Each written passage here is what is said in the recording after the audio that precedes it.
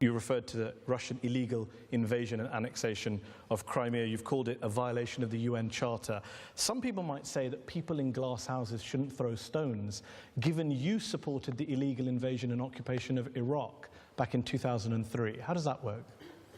Yeah, now you're speaking to me personally, because NATO was not involved. To clarify, you in your role as Prime Minister of Denmark, threw your weight behind the illegal invasion and occupation of Iraq.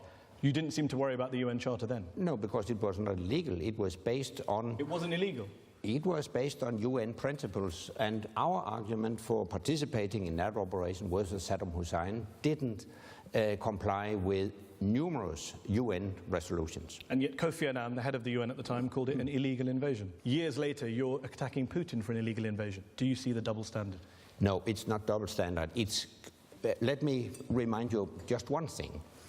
Back in 1994, Ukraine gave up her nuclear weapons. In exchange, Ukraine received guarantees from 3 nuclear powers, the United States, United Kingdom and Russia, guarantees of existing borders, which included Crimea. So clearly, Russia has violated these commitments as well as international law. And the countries that invaded Iraq clearly violated the UN Charter, according to the Secretary General of the United Nations. I don't agree.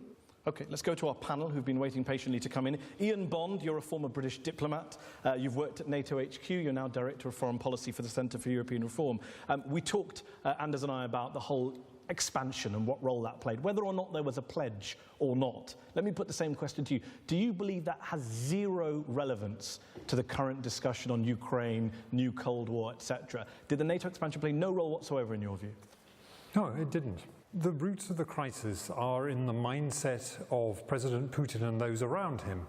The objective reality is that Russia is not encircled, and that the countries of NATO, since NATO enlarged, have dramatically cut their defence spending and the size of their armed forces. Russia is facing fewer NATO forces than at any time in its history. And just to be clear, correct me if I'm wrong, you want NATO currently to ramp up its military presence in that part of the world, to take a tougher line against Putin? Yes, absolutely. In what shape, just very briefly, what would that tougher line look like? What would that ramping up look like? To begin with, at least having a permanent presence in the territory of all the NATO member states. Okay, well, let me bring in Alexander Nekrasov. You're a former advisor to the Kremlin, former advisor to President Boris Yeltsin. You've advised the Putin administration as well.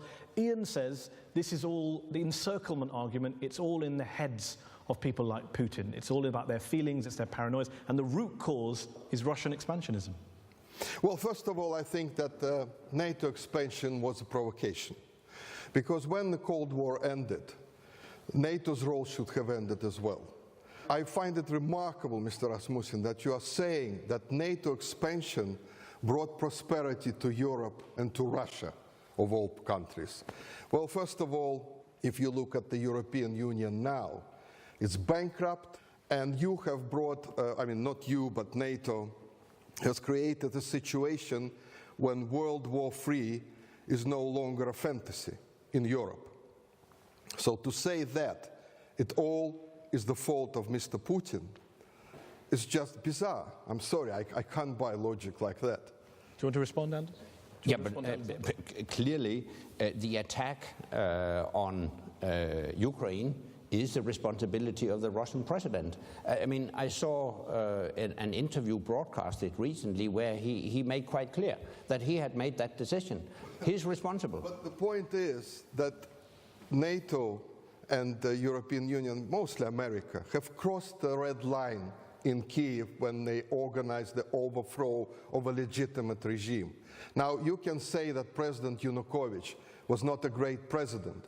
Well, some people say President Obama or Mr. Cameron are not great leaders as well, and Russia is not saying let's overthrow them, you see?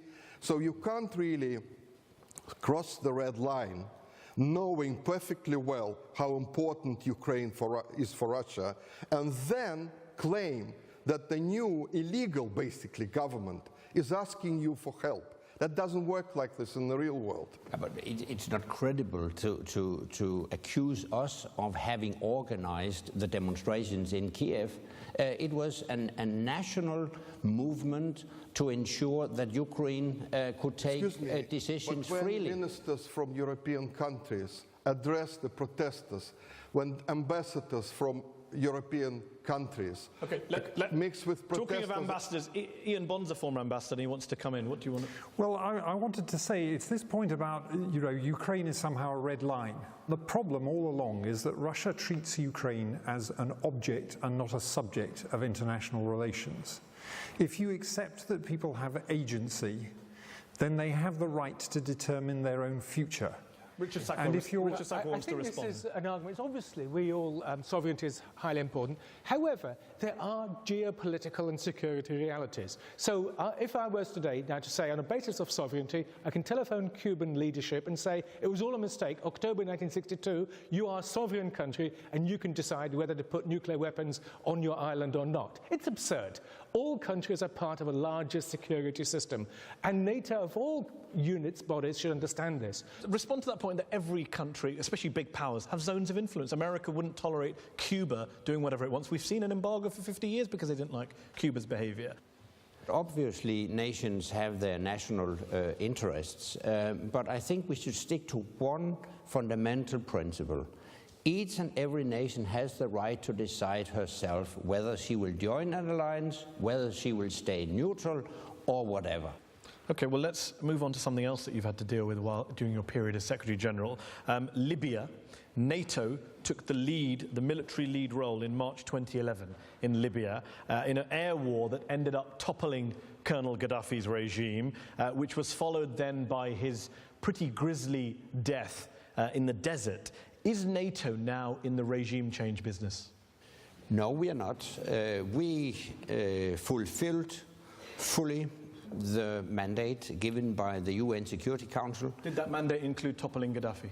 No, but NATO was not part of that. That was done by ground forces, freedom fighters in Libya. We were not responsible for the killing of Gaddafi. Many people have described NATO in Libya as Al-Qaeda's air force. Is that a fair description? No, that's not a fair... You were dropping bombs for ground forces who contained some pretty nasty groups that went off to fight in Syria. That's not a fair description. The UN Security Council resolution mandated to take all necessary measures to protect the civilian population against attack, and we did that, and we did so successfully. NATO is providing intelligence and reconnaissance assets to the rebels to help them track down Colonel Gaddafi. Is that a fair description of what happened? No, that's not a fair description. That's a description from the British Defence Secretary, Liam Fox, during the NATO war. Not with the aim to topple Gaddafi. So Liam Fox was lying? He must have worked with Liam Fox. He was the Defence Secretary of the United Kingdom government. The purpose of our air campaign in Libya was to protect the civilian population, and we did so. That's what you say was the purpose, but I'm reading something else to you. NATO is providing intelligence assets to the rebels to help them track down Gaddafi. That's what you were doing. No, we didn't. We provided help to protect the civilian population against attack. So he says track down Gaddafi. That's what he says. Yeah, but you can't track down Gaddafi from the air. That's simply not possible. There were special forces as well on the ground, as we know at the time. You talk about humanitarian intervention. In the words of the NGO, the International Crisis Group, very well-respected organisation, they say the death toll subsequent to the 7-month NATO intervention was at least 10 times greater than the tally of those killed in the first few weeks of the conflict before NATO intervened. How does that translate into a humanitarian intervention if there are more civilian casualties after NATO's air campaign than there were before? Yeah, but I don't agree. We concluded our campaign on the 31st of October 2011. It was a very successful campaign. What happened afterwards can't be NATO's responsibility. Why not? Because we left. We had a mandate. It expired, and we left. You can open Pandora's box in Libya, but you're not responsible for what comes out of it. The international community failed to help the new authorities to build a new society from scratch. But it wasn't just the international community. You called NATO's operation in Libya a great success, quote, a model for the future. You even predicted at the start of the war that there was, quote, no possibility that the country would be overrun by so-called Islamist militias. Well, it has been. The country's in chaos, beset by violence. It's proved to be anything but a great success. Some would say it's time for NATO to apologise. Yeah, but the fact is that the military campaign as such was a great success. You were asked in March 2011, is there a risk of there being an Islamist presence in Libya? Quote, your response, no, I don't think that's a possibility. Yeah, but So now there is an Islamist presence. As I said to you, the international community failed to follow up after a very successful military campaign. And in hindsight, you could look back and say, we were wrong to do it in the way we did it, because it produced the chaos in Libya today. No, I won't say that. On the contrary, we did the right thing. The UN Security Council adopted an historic resolution of responsibility to protect the Libyan people, and we did so. Okay, let me ask you this question before we go to a break. If another Libya-like situation came along, and you're the Secretary General of NATO, and you're asked to enforce the mandate and do it, would you do the same thing again? Personally, I am in favor of protecting civilians against such attacks, so I wouldn't exclude that once again I would be in favor of such a decision. But of course, even if it leads to the post-war chaos that we've seen in Libya, a war you supported, in Iraq, a war you supported. I think the international community as a whole should learn some lessons from all this, namely, even a very successful military operation can be in vain if you don't follow up with a determined political and diplomatic effort. Coming up on Head to Head. Defeat is not an option. We will win, the Taliban will never win. How's that working out? They didn't win. They didn't win. Did you win? Did you win? We achieved our goal. Did you win? It's your quote.